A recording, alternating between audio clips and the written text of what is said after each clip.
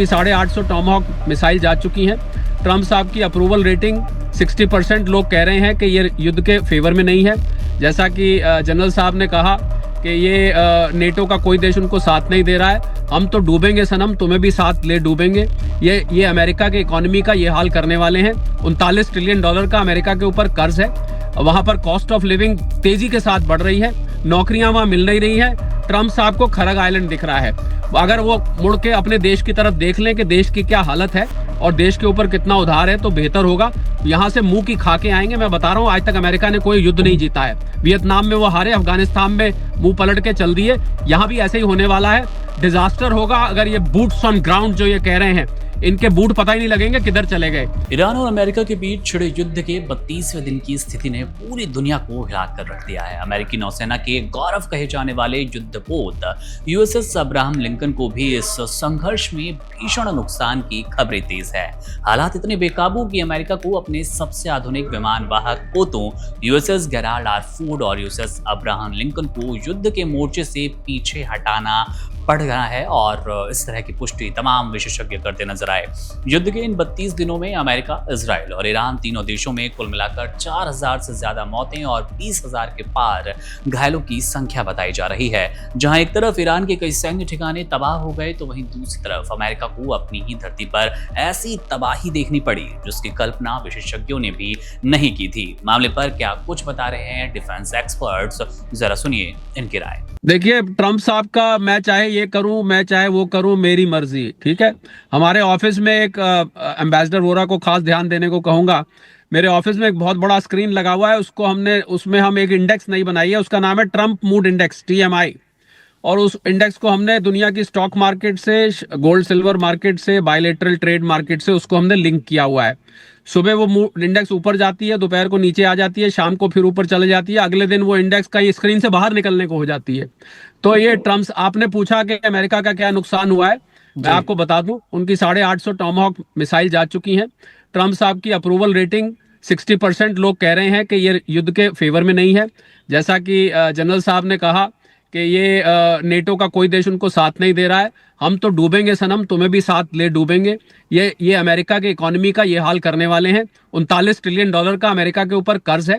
वहां पर cost of living तेजी के साथ बढ़ रही है, नौकरियां वहां मिल नहीं रही हैं। ट्रंप साहब को खरग आइलैंड दिख रहा है।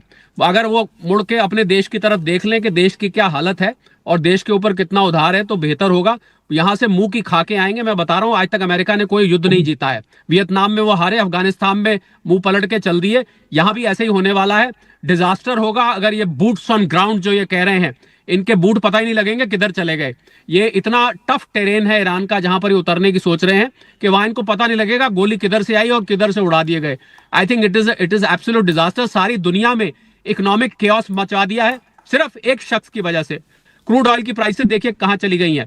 आज भारत में आपको महंगाई, जहां भारत ने महंगाई कितने साल से उस पर कंट्रोल किया हुआ था, आज इस एक शख्स की वजह से महंगाई देखिए हमारी कहां की कहां चली गई है। Look at where crude oil prices are going. हमारे यहाँ सब्जी और फल वो बंदरगाहों पर खड़े फेंके जा रहे हैं क्योंकि वहां पर शिप जा नहीं पा रही है।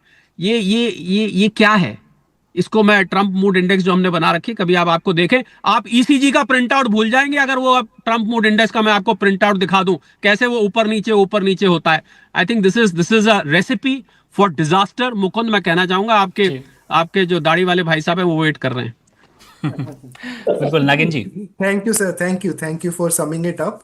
जी बिल्कुल मुकुंद, आज आपने पहले थोड़ा सा भारत से शुरुआत कर देते हैं कि अब ऑयल को लेकर के जो केरोसिन है, केरोसिन को लेकर के चिंताएं बढ़ गई हैं और जो सरकार है वो केरोसिन का सप्लाई अब बढ़ाने की कोशिश कर रही है।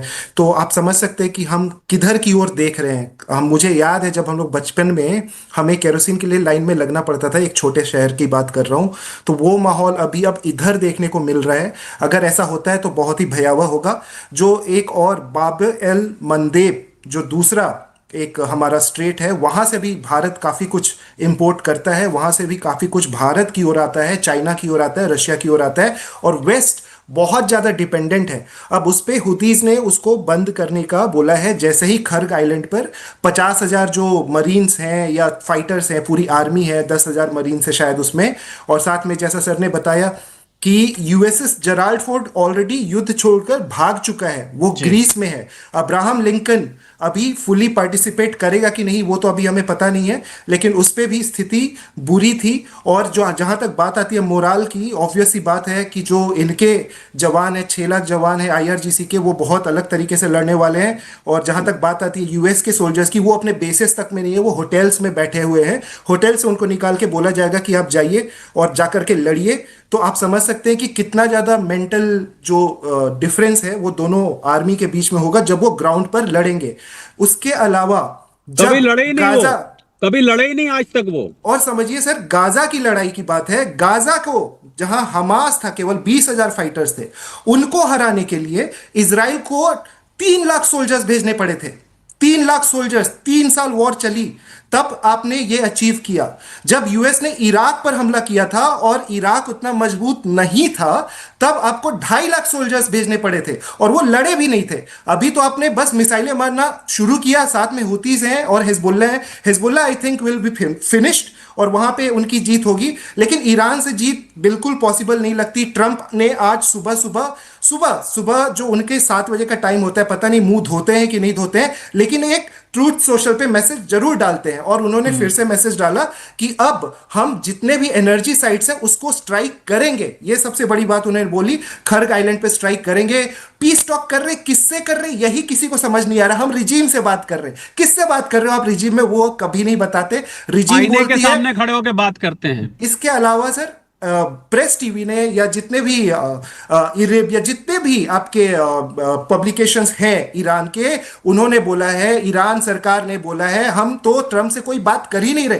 तो आप समझिए कि दुनिया में क्या हो रहा है और जो दुनिया के सबसे पावरफुल नेता हैं वो किस हद तक झूठ बोल सकते हैं। रक्षा विशेषज्ञों का साफ मानना है कि अमेरिका द्वारा अपने शक्तिशाली युद्धपोतों को पीछे हटाना उसकी सैन्य रणनीति की बड़ी विफलता को दर्शाता है।